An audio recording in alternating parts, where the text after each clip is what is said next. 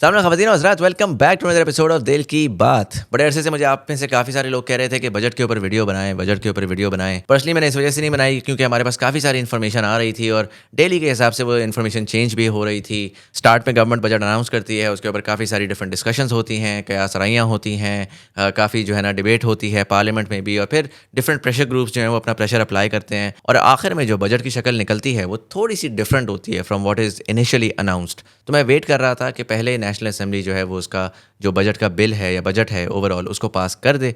ताकि हमारे पास एक फाइनल पिक्चर आ जाए कि एग्जैक्टली बजट क्या है और उसके पोटेंशली क्या इम्पैक्ट्स हो सकते हैं। अब अगर आपको एग्जैक्टली समझना है कि बजट डिटेल में है क्या और उसमें क्या क्या इंडिविजुअल चीज़ें आई हैं और क्या क्या चेंजेस आई हैं और कहाँ कहाँ पे महंगाई होती हुई नज़र आ रही है, तो मैं कुछ लोगों को रेकमेंड करूंगा जिनको मुझे लगता है कि आप लोगों को फॉलो कर लेना चाहिए, सिर्फ बजट के लिए नहीं, ओवरऑल पाकिस्तान की इकोनॉमी, पाकिस्तान में जो फाइनेंस का स्ट्रक्चर है, जो डिफरेंट इंडस्ट्रीज़ हैं उनमें क्या हो रहा है। ये डिफरेंट फाइनेंस जर्नलिस्ट्स हैं, एनालिस्ट्स हैं, प्लेटफॉर्म्स हैं जो कि इन चीज़ों को बहुत एक्सटेंसिवली कवर करते हैं और इनको अगर आप फॉलो करेंगे तो आपको बहुत कुछ सीखने को मिलेगा। 3 लोगों को मैं रेकमेंड करूंगा, एक अली खिज़र साहब हैं, एक शहबाज राना साहब हैं। ये दोनों के दोनों फाइनेंस के जर्नलिस्ट्स हैं और जब भी पाकिस्तान में फाइनेंस रिलेटेड, इकोनॉमी रिलेटेड जब भी कोई चीज़ हो रही होती है, IMF क्या कह रहा है, पाकिस्तान में कर्ज़ों की क्या सिचुएशन है, स्टेट बैंक की पॉलिसी ऊपर नीचे कहाँ जा रही है, जो ओवरऑल गवर्नमेंट के मैक्रो डिसीजंस होते हैं या इवन प्राइवेट सेक्टर में जब मेजर चेंजेस आ रही होती हैं तो उसमें ये लोग एक्सटेंसिवली रिपोर्ट कर रहे होते हैं। अली खिज़र साहब और शहबाज राना साहब दोनों की मैंने लिंक्स नीचे डाल दी हैं, आप उनको चेकआउट कर सकते हैं। तीसरे नंबर पर अमार हबीब खान साहब हैं जो कि चीफ रिस्क ऑफिसर थे करारंदाज पाकिस्तान के। He was working extensively with the World Bank as well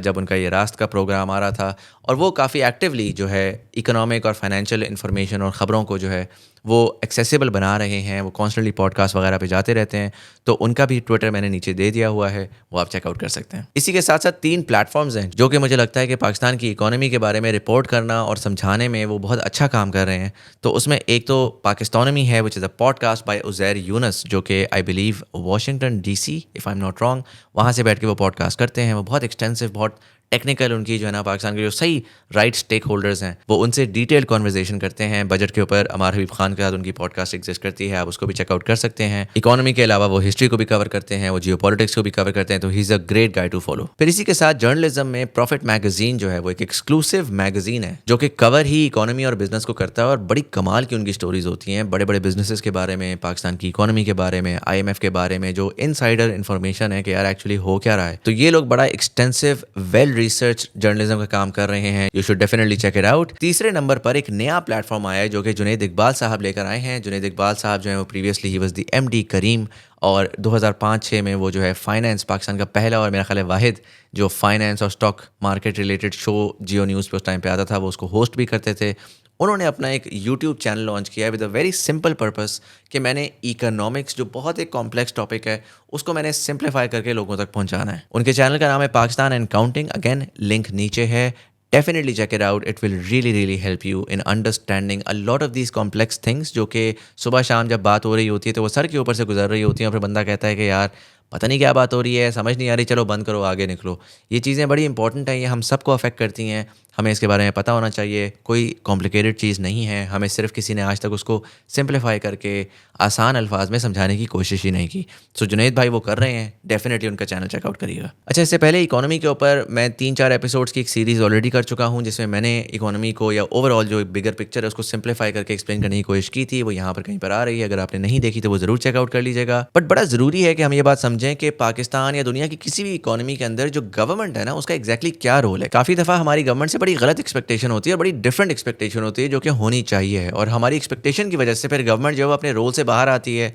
वो गलत डिसीजंस लेती है हमें खुश करने के लिए या जिसको भी खुश करने के लिए, और उसकी वजह से लॉन्ग टर्म में हमें नुकसान ही हो रहा होता है। तो बड़ा ज़रूरी है कि ये समझना कि जी 2 स्टेक होल्डर्स हैं, एक इकोनॉमी एट लार्ज है जिसमें हम आप जैसे लोग हैं, बिजनेसेस हैं, तमाम वो लोग हैं जो कि सुबह शाम इकोनॉमी में पार्टिसिपेट करते हैं, कोई बिजनेस करते हैं, कोई जॉब करते हैं, कोई ख़रीदारी करते हैं। एक वो लोग हैं पूरा का पूरा सबसेट, और एक गवर्नमेंट है। और गवर्नमेंट का वाहिद रोल जो इकोनॉमी में होता है ना, वो ये होता है कि वो ओवरलुक करे कि इकोनॉमी की सिमत किस तरफ है, इकोनॉमी में ग्रोथ के लिए क्या चाहिए, इकोनॉमी का ओवरऑल ढांचा कैसा है, और इसमें गवर्नमेंट कैसे सर्टन डिसीजंस, पॉलिसी डिसीजंस लेकर सर्टन एरियाज़ को इंसेंटिवाइज कर सकती है और सर्टन एरियाज़ को डिसइंसेंटिवाइज कर सकती है। यानी कि वो कुछ एरियाज़ जो कि उसको नज़र आ रहे हैं कि यार इसके ऊपर धंधा तो बहुत हो रहा है, लोग पैसे भी बड़े कमा रहे हैं, लेकिन लॉन्ग टर्म में इससे नुकसान होगा, तो उसके ऊपर वो टैक्सेस लगा सकती है, वो बैरियर टू एंट्रीज डाल सकती है, वो उसको ओवरऑल डिसइंसेंटिवाइज कर सकती है कि यार उसमें काम धंधा करना ना सिर्फ मुश्किल हो जाए बल्कि अनप्रॉफिटेबल हो जाए, तो लोग ऑटोमेटिकली वहाँ से हटेंगे और वो दूसरी जगहों पे जाना शुरू कर देंगे। और दूसरी जगह पर गवर्नमेंट जो है वो जो प्रोडक्टिव एरियाज़ हैं जिसमें शायद शॉर्ट टर्म में आपको इस वक्त नज़र नहीं आ रहा, आपको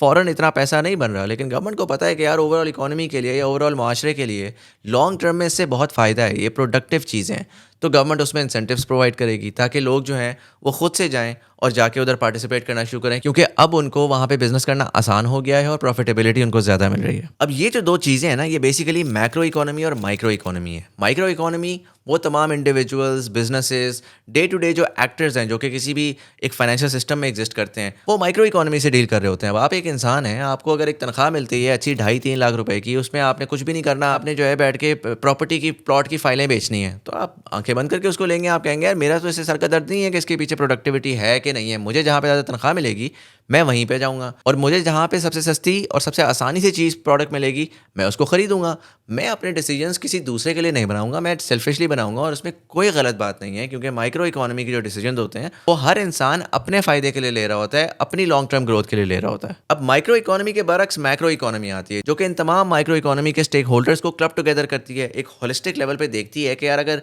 ये एक इंसान ये कर रहा है तो कर रहा है, ठीक है, लेकिन अगर इस तरह के 1 लाख इंसान इस तरह की चीज़ करना शुरू हो जाएं तो उससे ओवरऑल मुआशरे या इकोनॉमी के ऊपर क्या इंपैक्ट पड़ेगा, क्या हमारी ग्रोथ मुतासर होगी, क्या ओवरऑल हेल्थ पे असर पड़ेगा, क्या हमारी सस्टेनेबिलिटी पे असर पड़ेगा। और वहाँ पर फिर गवर्नमेंट जो है वो मैक्रो इकोनॉमी को देख के स्टडी करके डिसीजंस लेती है, चीज़ों को ऊपर नीचे करती है, ताकि ऑटोमेटिकली आपका माइक्रो इकोनॉमिक डिसीजन जो है वो इंपैक्ट होना शुरू हो जाए। आपके लिए शायद अगर प्रॉपर्टी की प्लॉट की फाइलों के ऊपर उतना पैसा अब नहीं बन रहा, तो आप ऑटोमेटिकली कहेंगे कि यार ये तो नहीं चल रहा, मैं कुछ और ढूंढता हूँ, मैं कोई फ्रीलांसिंग कर लेता हूँ, मैं कोई एक्सपोर्ट इंडस्ट्री में चला जाता हूँ, क्योंकि गवर्नमेंट ने उस काम को मुश्किल कर दिया। तो ये जो मैक्रो इकोनॉमी है ये गवर्नमेंट का रोल है, और यही वजह है कि जो बजट है ना वो बड़ा इंपॉर्टेंट होता है, क्योंकि वो एक मेजर पॉलिसी डिसीजन होता है या एक पॉलिसी फ्रेमवर्क होता है इकोनॉमिक्स रिलेटेड, जिसमें गवर्नमेंट ये डिफाइन कर रही होती है कि अगले 1 साल के अंदर इकोनॉमी किस सिमत में जाएगी। जब आप होलिस्टिकली उसको देखते हैं तो आपको एक ओवरऑल सेंस मिल जाती है कि ठीक है, इंडिविजुअल एक्टर्स इसमें कुछ ऐसे होंगे जिनको फ़ायदा होगा, कुछ ऐसे होंगे जिनको नुकसान होगा, लेकिन ओवरऑल इकोनॉमी की सिमत किस तरफ है, जिसमें क्या ओवरऑल इक्वालिटी बेहतर हो रही है या इक्वालिटी कम हो रही है,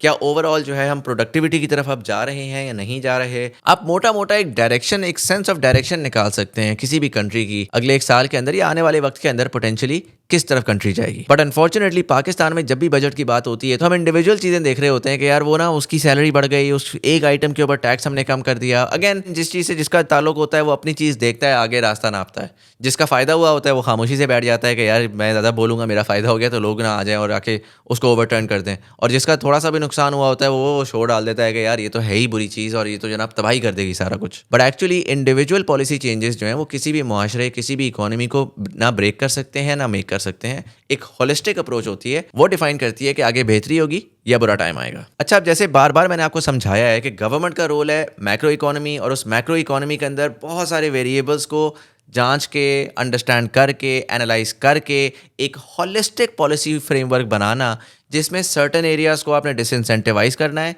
सर्टन एरियाज़ को इंसेंटिवाइज करना है। ये बड़ा ज़रूरी है। मैं बार बार इस वजह से रिपीट कर रहा हूँ क्योंकि जब भी आप इकोनॉमी को ग्रो करने की कोशिश करेंगे तो उसमें सर्टन एरियाज़ डिसइंसेंटिवाइज होंगे। तो हमेशा कोई ना कोई इंसान ऐसा होगा जो कह रहा होगा कि बहुत ही बुरी जी, बहुत ही बुरा बजट है जी, इसने तो इस इंडस्ट्री को तबाह करके रख दिया। भाई अगर आपकी इंडस्ट्री अनप्रोडक्टिव है तो वो जाहिर है तबाह होगी, उसका अब कोई और हमारे पास सोल्यूशन नहीं है। जैसे कि अगेन मैं बार बार इसके ऊपर बात करता हूँ, रियल एस्टेट सेक्टर जो पाकिस्तान में एग्जिस्ट करता है वो लार्जली अनप्रोडक्टिव है, वो गैम्बलिंग है, वो वेगस है, वो पॉन्जी स्कीम है जिसमें बहुत सारे लोग आके अपना पैसा डालते हैं, उससे कोई नई वेल्थ जनरेट नहीं होती, और वो जो पैसा है वो सर्टन लोगों को एट एनी गिवन टाइम मिल जाता है। इट्स लाइक अ कमेटी जो आपकी अम्माएं डालती हैं, एक्सेप्ट कि कमेटी में तो आपके पास हर चीज़ ट्रांसपेरेंटली लिस्टेड होती है और रिस्क कोई नहीं होता। इस केस में रिस्क भी बहुत ज़्यादा होता है क्योंकि कभी पैसा निकलेगा, कभी पैसा नहीं निकलेगा, कभी आप डूब भी जाएगा पैसा। तो रियल एस्टेट ने पाकिस्तान को तबाह किया है, और पाकिस्तान में इन्वेस्टमेंट्स को तबाह किया है, पाकिस्तान में प्रोडक्टिविटी को तबाह किया है, और सिर्फ पाकिस्तान में ही तबाह नहीं किया। 2008 का जो यूएस का फाइनेंशियल क्राइसिस आया था, यूएस जो कि दुनिया की इतनी बड़ी या सबसे बड़ी इकोनॉमी है, जहाँ पर इतने ज़्यादा ज़हीन लोग होते हैं,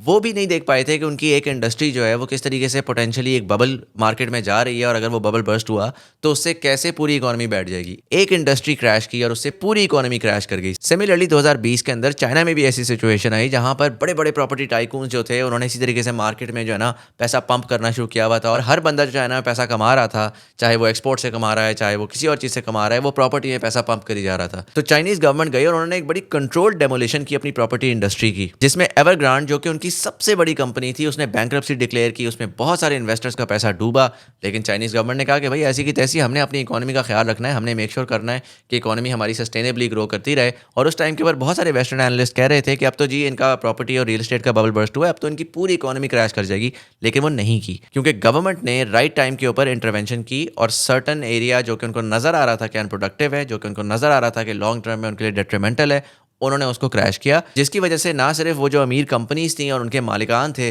जिनकी वो कंपनीज थी उनको बैंक्रप्सी डिक्लेयर करनी पड़ी, लेकिन उन कंपनीज के अंदर बहुत सारे वर्कर्स थे, उन सबको भी नुकसान हुआ, उनकी भी नौकरियां गईं। फिर उनकी कंपनीज के जो एसेट्स थे, जो बिल्डिंग्स थी, उसके ऊपर बहुत सारे लोगों ने इन्वेस्ट किया हुआ था, उन लोगों को भी नुकसान हुआ। लेकिन for the greater good the Chinese government had to take that step, ताकि लॉन्ग टर्म के ऊपर उनकी जो इकोनॉमिक हेल्थ है और जो उनकी इकोनॉमिक ग्रोथ है वो सस्टेन कर सके। तो इसी वजह से बड़ा ज़रूरी है ये समझना कि गवर्नमेंट्स जो हैं वो किस तरह के रिफॉर्म्स ले सकती हैं, उनका मैंडेट क्या है, उनका रोल क्या है, और जो उनके रिफॉर्म्स होते हैं जो बजट्स में आते हैं, जो मिनी बजट्स में आते हैं, जो इंडिविजुअली सुबह शाम भी आ रहे होते हैं कि अब इस इंडस्ट्री को हमने सपोर्ट करना है, इस इंडस्ट्री पे भी हमारा फोकस नहीं है, वो सारी चीज़ें इसी तरह के एक फ्रेमवर्क, एक मॉडल से निकल कर आ रही होती हैं। अब जाहिर है ऑलरेडी जब मैं आपको ये बोल रहा हूँ तो आप भी सोच रहे हो कि यार इतना बड़ा मॉडल कौन बनाए,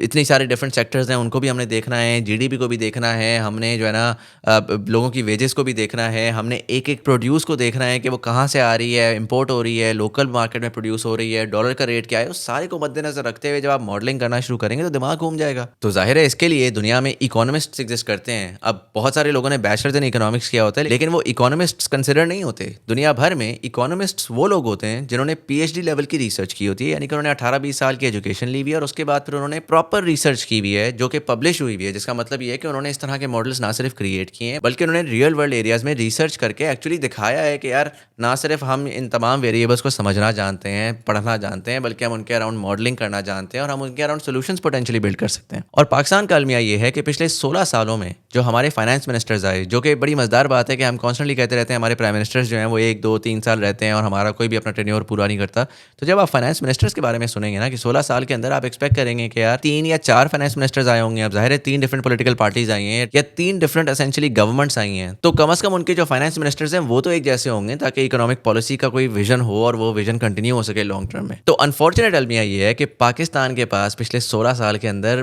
बमुश्किल इक्का दुक्का बंदा है जो कि 1-1, 2-2 महीने आया, जो कि एक्चुअली आप इकोनॉमिस्ट कह सकते हैं। वरना तमाम जो फाइनेंस मिनिस्टर्स आए वो या तो कोई अकाउंटेंट था, या कोई बैंकर था, या कोई बिजनेसमैन था, या कोई पॉलिटिशियन था। और जैसा कि मैंने आपको जॉब डिस्क्रिप्शन बताई है पहले कि फाइनेंस मिनिस्टर की जॉब क्या होनी चाहिए, उसने जो डिसीजंस लेने हैं उसके लिए उसको क्या नॉलेज होनी चाहिए, क्या एक्सपीरियंस होना चाहिए, उसके बरक्स जिस किस्म के लोगों को हमने ला के रखा हुआ है, चाहे वो नीयत के बड़े अच्छे हैं, सर बेहतरीन पेट्रियाटिक पाकिस्तानी हैं, बड़े ही कोई काबिल लोग हैं, लेकिन उनका काम ही नहीं है। अब मैं कहता हूँ कि मैं दुनिया का बेस्ट कसाई ले आऊँ और मैं उससे कहूँ कि मेरे बाल काटना शुरू कर दो, तो भाई वो जितना भी अच्छा हो, वो नीयत का जितना पक्का हो, वो जितना कॉन्फिडेंट हो, वो मेरे बाल नहीं काट सकता। वो अगर काटने की कोशिश करे और वो कोई कुछ कर के वो अच्छे काट भी देना तो वो बाय लक होगा, बाय डम शेयर लक। वो इस वजह से नहीं होगा बिकॉज उसको एक्चुअली पता है वो क्या कर रहा है। वो एक हिट और अ मिस है, बड़ी थोड़ी प्रोबेबिलिटी है कि वो एक्चुअली मेरे बाल अच्छे काट देगा, और अगर वो एक दफ़ा काट भी दे तो वो बार बार अच्छे नहीं काट सकता क्योंकि उसके पास ना उसकी स्किल है, ना उसकी एजुकेशन है, ना उसकी अंडरस्टैंडिंग है। और इसी के साथ साथ बड़ा ज़रूरी है, जैसा कि मैंने आपको बताया, कि जब आपको मुश्किल फैसले लेने हैं तो इतनी बड़ी पब्लिक है वो जाके शोर डालना शुरू कर देती है कि यार हमारे हालात ख़राब हो जाएंगे, ये तो हमारे साथ ज्यादती कर रहे हैं, ये तो पेट्रोल बम डाल रहे हैं, ये तो ये डाल रहे हैं, वो तो वो डाल रहे हैं।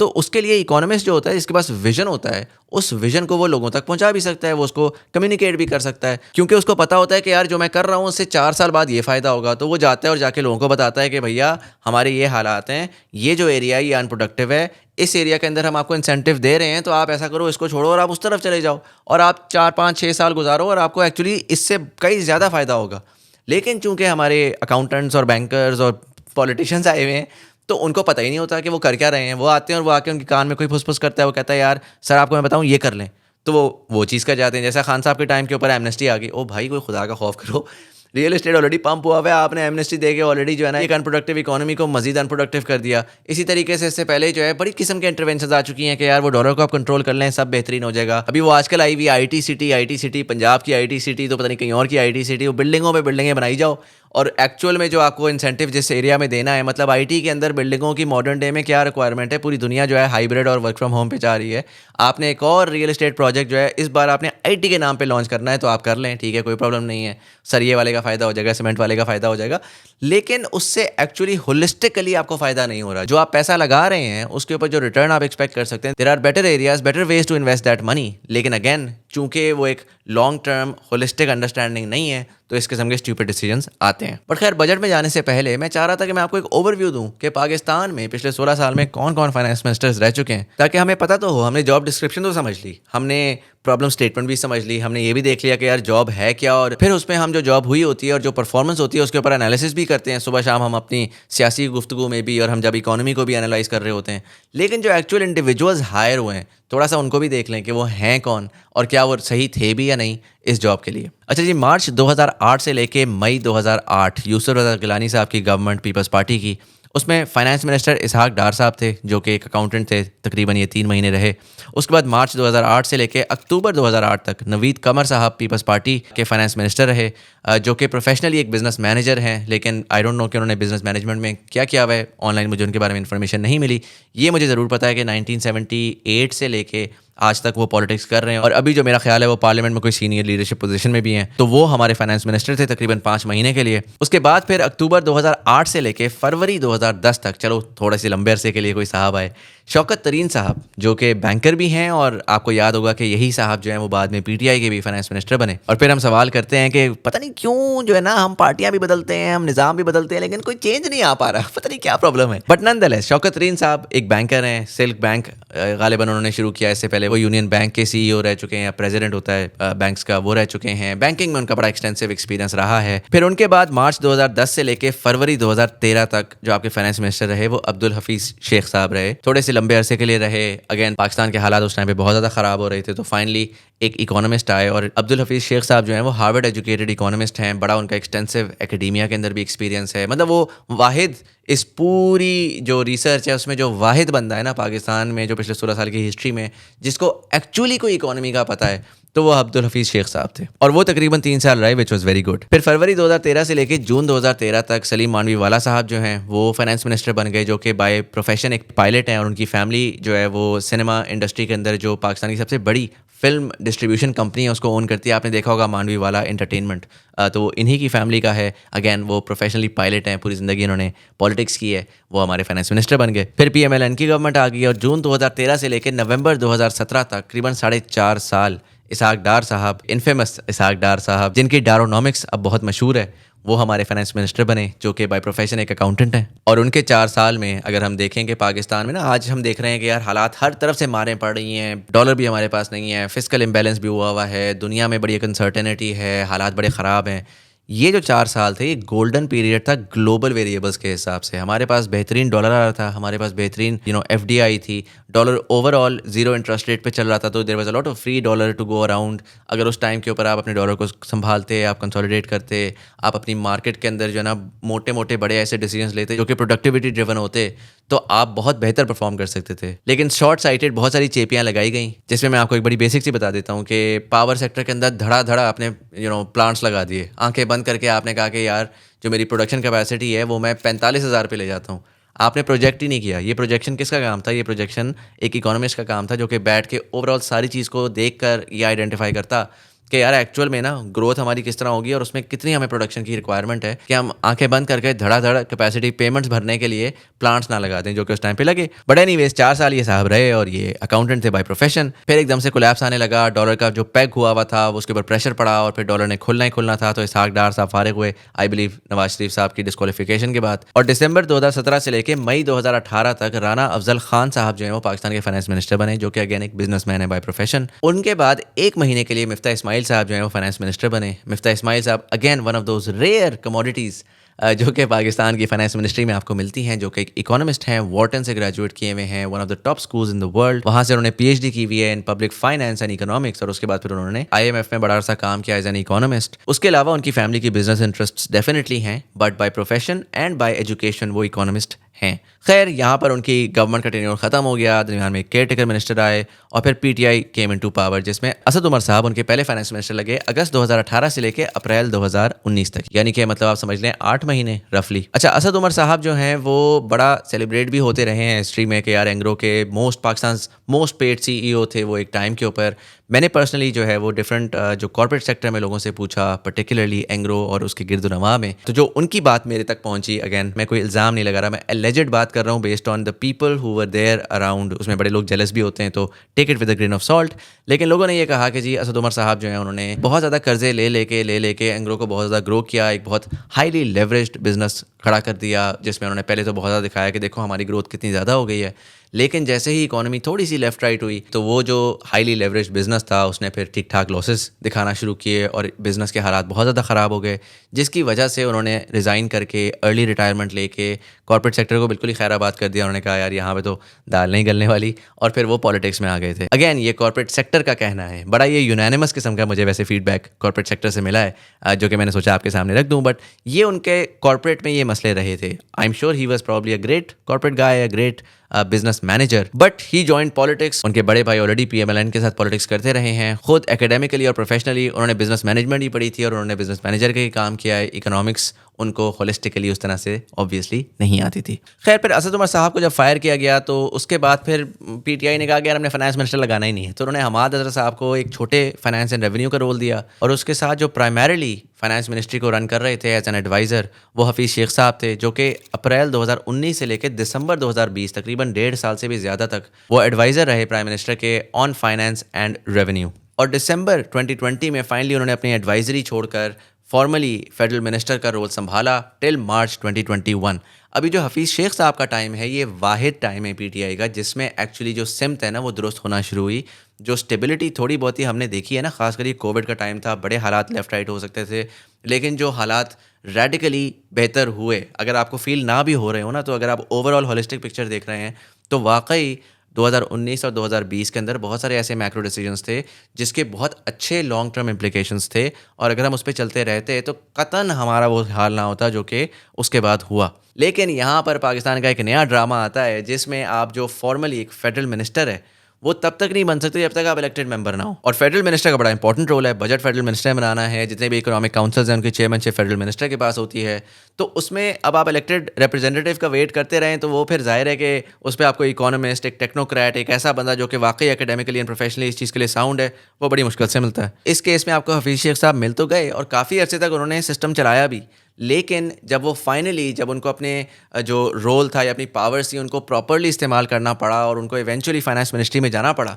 तो उसमें वो एक लिमिट है कि आप सिर्फ इतने अरसे के लिए रह सकते हैं बिफोर यू गेट इलेक्टेड। तो उन्होंने मार्च में सेनेट का इलेक्शन लड़ा, उसमें फिर वो इनफेमस पीपल्स पार्टी का पूरा वो हॉर्स ट्रेडिंग वाला ड्रामा हुआ और वो लीक्ड वीडियो कॉल आई और सारा कुछ हुआ, और उसमें जो ऐसी सीटें जो कि पीटीआई की या पीटीआई के मेंबरान की सीट थी, जो डेफिनेटिव सीट थी, वो हॉर्स ट्रेडिंग के थ्रू हफीज़ शेख साहब की वो सीट हरा दी गई और वो फाइनेंस मिनिस्टर फिर नहीं रहे। और उसके बाद फिर जाहिर है पीटीआई को अपने जो एग्जिस्टिंग जो टीम थी, एग्जिस्टिंग जो लोग थे, उसमें झांकना पड़ा। तो पहले तो उन्होंने हमाद अजहर साहब को देखा जो कि एक लॉयर हैं बाय प्रोफेशन, 1 महीना उन्होंने संभाला। उसके बाद वो शौकत तरीन साहब को ले आए, जिसमें अगेन एक क्वेश्चन मार्क है क्योंकि उस टाइम पे शौकत तरीन साहब जो थे वो इलेक्टेड नहीं थे। तो अगर लॉन्ग टर्म में शौकत तरीन साहब जो कि इस टाइम पे एक सेनेटर हैं, if I am not wrong, PTI की तरफ से, तो उनको अगर आप सेनेटर बना सकते थे तो आप हफीज़ शेख साहब का भी कुछ कर ही सकते थे, लेकिन नंदलेस वो नहीं हुआ। और शौकत तरीन साहब जो हैं वो फाइनली अप्रैल 2021 के अंदर पाकिस्तान के फाइनेंस मिनिस्टर बने, और वो फिर 1 साल फाइनेंस मिनिस्टर रहे अप्रैल 2022 तक, जब वीओएनसी या वोट ऑफ नो कॉन्फिडेंस हुआ, पीटीआई की गवर्नमेंट गिरा दी गई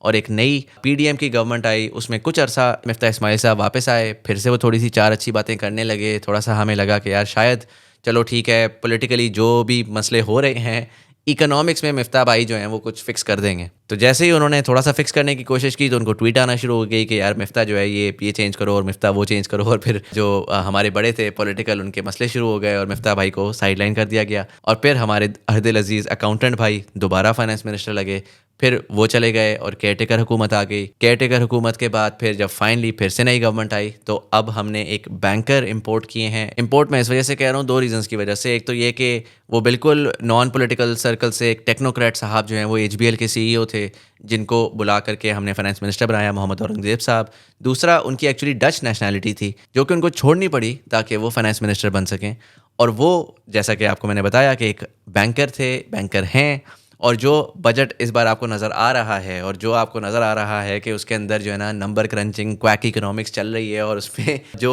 जो एक्सपेक्टेशन थी और जो सॉल्यूशंस हम चाह रहे थे वो नहीं आ सकते, वो नहीं आने थे और वो नहीं आए क्योंकि अगेन हमने एक बैंकर को इम्पोर्ट करके अपना फाइनेंस मिनिस्टर बना दिए। अब ये जो बैकग्राउंड है ना बड़ा डिटेल्ड बैकग्राउंड है, बहुत ज़्यादा टाइम हो चुका है जिसके ऊपर मैंने इस पर टाइम क्यों लगाया, क्योंकि मैं चाह ये रहा था कि यार बजट के ऊपर बड़ी कॉन्वर्जेसन होती है। मैं भी पिछले 5-8 साल से अब से मैंने बजट सुनना शुरू किया है तो लोग आते हैं आके आपको इतनी बैकग्राउंड की सेंस नहीं होती, इतनी ओवरऑल इकोनॉमिक्स की सेंस नहीं होती तो आप बजट के बारे में सुनते हैं आपको समझ ही नहीं आती। आप पहले तो आप जो है ना जो सुनते हैं आप उसी पे निकल जाते हैं आगे।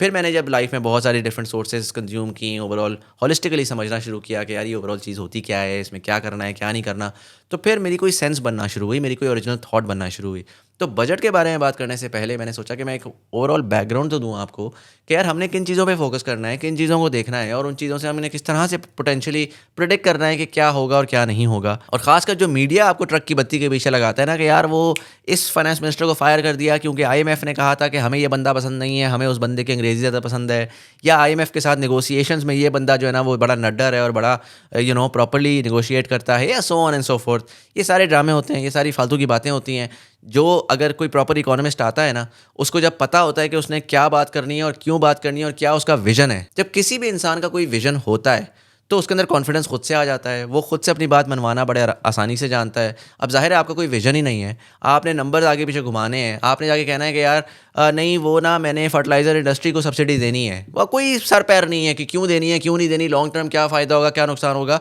तो ऑब्वियसली आप आईएमएफ को कैसे कन्विंस करेंगे या पब्लिक को कैसे कन्विंस करेंगे। तो पहले ये समझना बड़ा ज़रूरी था कि यार जॉब क्या है, जॉब डिस्क्रिप्शन क्या है, जॉब में जो लोग एम्प्लॉय होकर आ रहे हैं उनके सीवीज़ क्या हैं और जो हमारे फेलियर्स रहे हैं और आने वाले वक्त में भी होंगे, तो हमें कम से कम ये तो पता हो कि यार हमें किस किस्म का इंसान चाहिए ताकि हम in the future before we talk about the budget we actually talk about कि भाई तू हायर किसको कर रहा है बजट के लिए, को खुदा का खौफ कर क्या कर रहा है। मतलब आप एक ही चीज़ को बारहा घुमा घुमा घुमा घुमा कितनी बार घुमाएंगे before you learn your lesson. And again India की बारहा मिसाल देते हैं, हमारे अपने पॉलिटिशियंस देते हैं कि 1991 में देखो मनमोहन सिंह साहब ने कैसे रिफॉर्म्स लेकर आए। तो भाई मनमोहन सिंह साहब इकोनॉमिस्ट थे, वो कोई रैंडम पॉलिटिशियन नहीं थे कि बस उठकर आ गए उन्होंने कहा कि यार मैं नाराबाजी अच्छी करता हूँ तो मैं फाइनेंस मिनिस्ट्री को चला लूँगा। तो अनफॉर्चुनेटली ये मैंने आपको बताया पिछले 16 साल का अहवाल जिसमें कोई कम से कम 10-12-15 लोग तो शिफ्ट हुए हैं चुटकी बजाते बजाते, और उसमें बैंकर्स भी हैं, उसमें हर किस्म का बंदा है, उसमें बस इकोनॉमिस्ट के अलावा सब कोई हैं। और जो 2 किस्म के बहुत ज़्यादा हैं वो अकाउंटेंट्स हैं, बैंकर्स हैं। दोनों ऐसे लोग हैं जिनको इससे सरोकार ही नहीं है कि हमारे एक्शन से क्या इम्पैक्ट होगा, क्या हमारे नीचे वालों को क्या फ़र्क पड़ेगा। जो अकाउंटेंट है उसको बुक्स मैनेज करनी आती है, उसको नंबर क्रंचिंग आती है, उसको ये करना आता है कि यार मैंने बुक्स को कैसे फजअप करके ना अथॉरिटीज़ को खुश रखना है। तो वो जब अकाउंटेंट भाई आते हैं तो वो कभी डॉलर को कंट्रोल करते हैं, कभी वीट को कंट्रोल करते हैं, कभी आगे पीछे चीज़ों को कंट्रोल करते हैं। उसकी वजह से होता यही है कि विजन कोई नहीं होता, कंट्रोल आपका हुआ होता है। फिर जब चीज़ फट के निकलती है तो वो फिर हालात 3-4-5 साल के बाद बूम बस्ट साइकिल में बस्ट की तरफ जाते हैं। दूसरे हमारे बैंकर भाई हैं, बैंकर्स जो होते हैं उनकी भी नंबर्स की गेम होती है, उनका भी जो टोटल रोल है वो है ही है कि यार हमने अगर कोई हमारा शेयर होल्डर है जैसा कि इस केस में आईएमएफ है कि हमने बुक्स को ऐसे सेट करना है टाइट करके कि आईएमएफ खुश हो जाए और हमें किसी तरीके से 8-10 बिलियन डॉलर दे दे। उनको इससे फ़र्क नहीं पड़ता कि जो हमारा स्टेक होल्डर, शेयर होल्डर नहीं स्टेक होल्डर, जो मेरा एम्प्लॉई है, जो मेरा कस्टमर है, उसको फ़ायदा हो रहा है, उसको नुकसान हो रहा है, वो ख्वार हो रहा है या नहीं हो रहा, उसको बस ये है कि यार मैंने ना निचोड़ना है और निचोड़ के मैंने मैक्सिमम प्रॉफिट एक्सट्रैक्ट करना है ताकि मेरा शेयर होल्डर खुश हो जाए। और अगेन इकोनॉमिक हिटमैन की एक पूरी किताब है बड़ी मशहूर कि अमेरिका जो है वो पिछले 50-60 साल के अंदर किस तरह से इकोनॉमिक हिटमैन का रोल प्ले करता रहा है, और उसमें जो तमाम स्टेक होल्डर्स हैं उसमें बैंकर्स एक बड़ा इंपॉर्टेंट कलीदी किरदार अदा करते हैं। तो पाकिस्तान में भी जो हमारे बैंकर्स हैं वो जब भी आते हैं, चाहे वो शौकत तरीन साहब हों, चाहे वो ये वाले भाई हों, तो वो आते हैं और वो आके नोट घुमाने वाला काम करते हैं। बैंक्स का हमेशा बड़ा फ़ायदा होता है इन लोगों के टाइम में। लेकिन ओवरऑल इकोनॉमी जो है वो थोड़े अरसे के लिए चलो फिर भी थोड़ी सी स्टेबल हो जाती है, लेकिन लॉन्ग टर्म में वो ठप होती ही होती है। अगेन मैं इन लोगों को बुरा भला नहीं कहूँगा, ये जो जॉब है, जो जॉब की रिक्वायरमेंट है, it is way above their pay grade. I don't know why we keep on recycling such people. और जो बजट है वो इस पूरी प्रॉब्लम जो स्टेटमेंट मैंने आपको बताई है ना कि यार कौन लोग हैं, किस विजन से आ रहे हैं, वो उस प्रॉब्लम स्टेटमेंट की अक्कासी करती है। अनफॉर्चुनेटली वीडियो बहुत लंबी हो चुकी है, तो मैं यहाँ पर इसको रैप अप करता हूँ। बैकग्राउंड मैंने आपको दे दिया। कल या परसों इंशाल्लाह, मैक्सिमम परसों, मैं दूसरी अपनी वीडियो करूँगा जिसमें मैं फाइनली आपको बजट का एनालिसिस भी दे दूँगा और उसमें बता भी दूँगा कि मोटा मोटा क्या ऐसा है जिसकी वजह से मुझे लगता है, जो भी लगता है वो अगेन आप उस एनालिसिस वाली वीडियो में देखिएगा। बट एनीवेज यहाँ पर मैं इस वीडियो को खत्म करता हूँ। Thank you so much for watching. I would love to hear your comments. मुझे नीचे कमेंट सेक्शन में ज़रूर बताएं कि आपको क्या लगता है जो बजट आया है वो अच्छा है पाकिस्तान के लिए, वो बुरा है पाकिस्तान के लिए, वो लॉन्ग टर्म में फ़ायदेमंद होगा या नुकसानदेह होगा। आपको क्या लगता है कि पाकिस्तान के फाइनेंस मिनिस्टर्स जो हैं ये क्या सही हैं, सही फिट हैं फॉर द जॉब, या आपको लगता है कि ये बैंकर्स और अकाउंटेंट्स और इनका कोई काम नहीं है फाइनेंस मिनिस्ट्री में, और अब हमें बड़ा हो जाना चाहिए और हमें अपना दिमाग खोल लेना चाहिए और हमें एक्चुअल लोग लाने चाहिए। और अगर हमारा ये वाला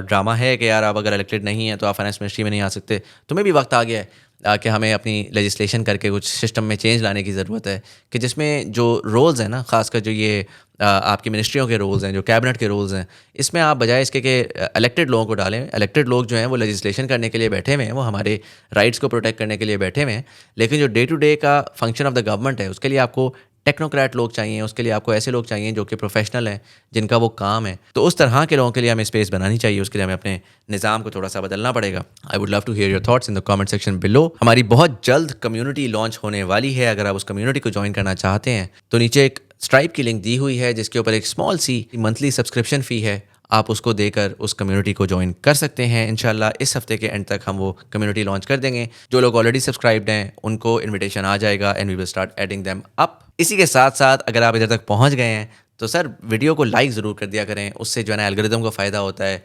हमारी जो मेहनत होती है वो रायगा नहीं जाती, दिल को भी खुशी मिलती है, थोड़ा सा सेल्फ स्टीम को भी बूस्ट मिलती है। चैनल को सब्सक्राइब भी ज़रूर कर दीजिएगा, क्योंकि जैसे जैसे सब्सक्राइबर काउंट बढ़ता है ना, तो पाकिस्तान में वो एक सिस्टम है कि आप यूट्यूबर हैं, हाँ जी यूट्यूबर हूँ, कितने फॉलोअर हैं, तो वो फिर वो बताते हुए अच्छा लगता है। तो मेरा टारगेट है कि मैं 5 लाख फॉलोअर तक at least end of this year तक पहुँच जाऊँ। अगर आप उसको सब्सक्राइब कर देंगे तो मेरा वो टारगेट के मैं थोड़ा सा करीब आ जाऊँगा। But anyways, this was Syed Muzammil Hasan Zaidi, you are watching Dil Ki Baat. Thank you so much for watching and I will see you in the next one. अगर आप अपना एक डिजिटल पर्सनल ब्रांड बनाना चाहते हैं तो मैं अपनी digital media master class launch कर रहा हूं, जहां पर मैं आपको डिजिटल मीडिया और इन्फ्लुएंसर मार्केटिंग के फंडामेंटल्स सिखाऊंगा in a 2-month long live bootcamp where I will be summarizing 14 years of my experience in the field. If you're interested, you can sign up with your email on the link down below. See you there.